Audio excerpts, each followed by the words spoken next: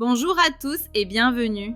Aujourd'hui, nous allons décrypter un discours historique, celui du président du Niger, le général Abdourahmane Tiani, lors du deuxième collège des chefs d'État de l'Alliance des États du Sahel.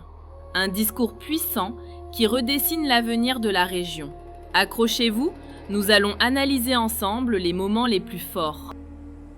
Pour commencer, le président explique pourquoi le Mali, le Burkina Faso et le Niger ont décidé de s'unir et de prendre leur destin en main. Après une décennie de chaos et un système jugé corrompu et inefficace, il était temps pour eux de faire un choix fort, un choix souverain. Écoutons comment ils justifient cette rupture radicale. Il s'agit donc d'un choix souverain, assumé dans l'intérêt supérieur de nos pays pour l'histoire et pour l'avenir. En effet, après plus d'une décennie de massacre de nos innocentes populations, dans l'indifférence totale des uns et la complicité active des autres, nous ne pouvions continuer à tolérer la permanence du système de prédation inefficace et corrompu mis en place dans nos pays. D'autant plus qu'aucune perspective de sortie de crise n'était en vue. Pire, les indices concordants accréditaient la thèse que le système en place n'avait pas la solution à notre problème sécuritaire. Il était plutôt une importante partie problème. L'une des décisions les plus spectaculaires de cette nouvelle alliance est la fin de la présence militaire étrangère. Le président l'affirme sans détour, la sécurité des pays du Sahel sera désormais assurée par les Sahéliens eux-mêmes. Une déclaration d'indépendance sécuritaire totale. Nous avons ainsi mis fin à la présence dans nos pays de toutes les forces d'occupation et de prédation pour assumer notre sécurité par et pour nous-mêmes. Fini les décisions prises à des milliers de kilomètres. Le message est clair. Le centre de gravité du pouvoir a changé. Le président insiste sur le fait que les décisions qui concernent les peuples du Sahel se prennent désormais sur le sol africain et nulle part ailleurs. C'est le cœur même de la souveraineté. Allah. Désormais, les décisions qui concernent nos peuples se prennent à Ouagadougou, à Bamako, à Niamey, sur le territoire confédéral, par les autorités de la Confédération et pour les citoyens de la Confédération et nulle part ailleurs. La souveraineté politique s'accompagne d'une souveraineté économique. Le président annonce la fin des contrats léonins, ces accords qui pillaient les ressources de la région. Désormais, seuls les partenariats gagnant-gagnant seront acceptés. Une véritable révolution économique. Ce que nous avons fait, c'est de mettre un terme à tous les contrats léonins et engagements biaisés qui ne font que dans le sens des intérêts de nos États et de nos populations. Désormais, les seuls contrats que nous motivent sont ceux qui préservent les intérêts de nos pays. Pourquoi la sécurité est-elle si cruciale pour l'AES? Le président explique qu'elle n'est pas juste une priorité, mais le fondement de tout le reste.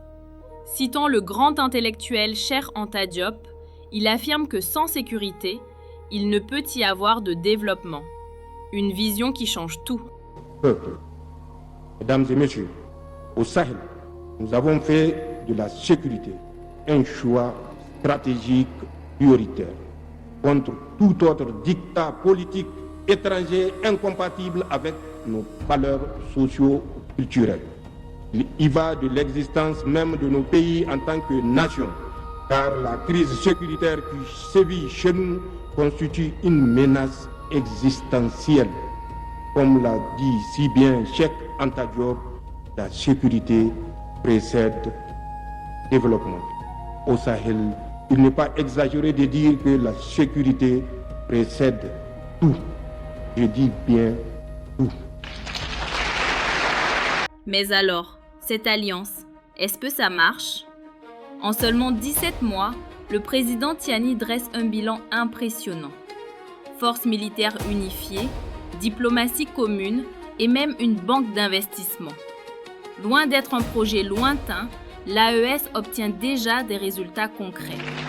Mesdames et messieurs, comme vous pouvez le constater, la Confédération AES a intégré toutes ces données en même temps qu'elle a tiré toutes les leçons de notre histoire ancienne et récente.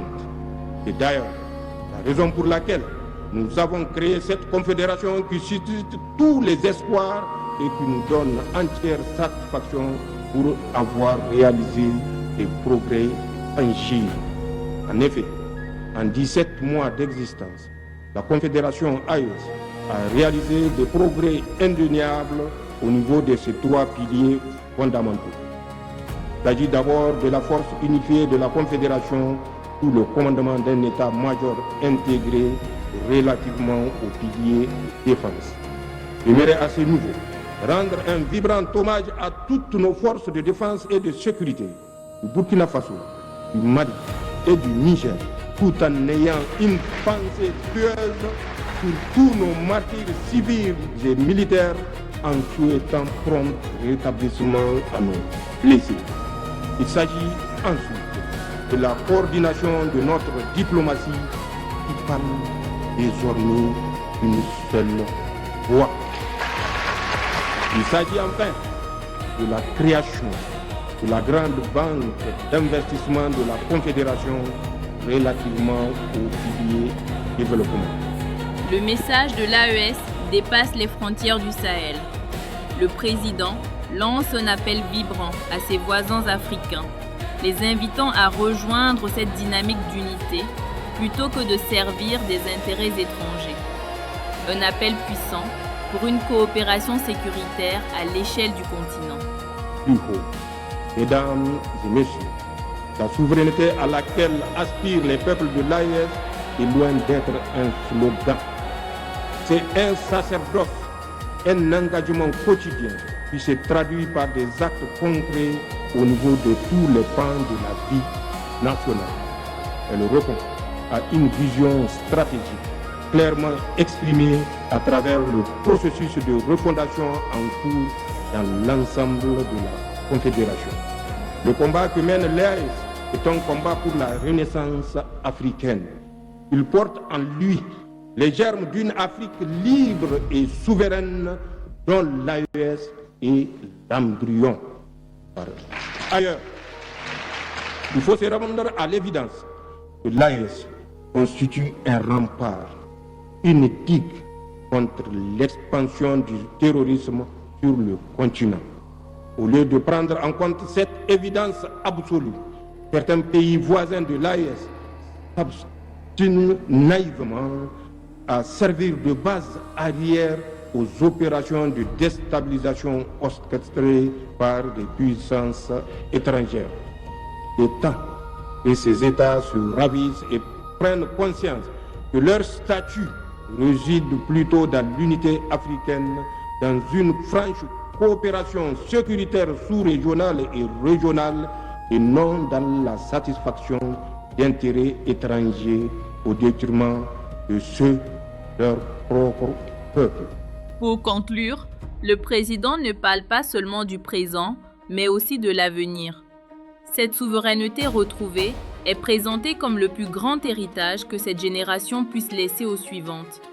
Un message plein d'espoir et de responsabilité.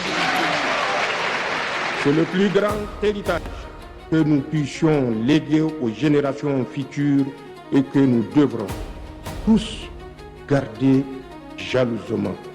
Voilà pour ce décryptage. Un discours fondateur qui marque un tournant pour le Sahel et pour l'Afrique. Qu'avez-vous pensé de ces déclarations fortes? Donnez-nous votre avis en commentaire. N'oubliez pas de liker et de vous abonner pour plus d'analyses. À très bientôt!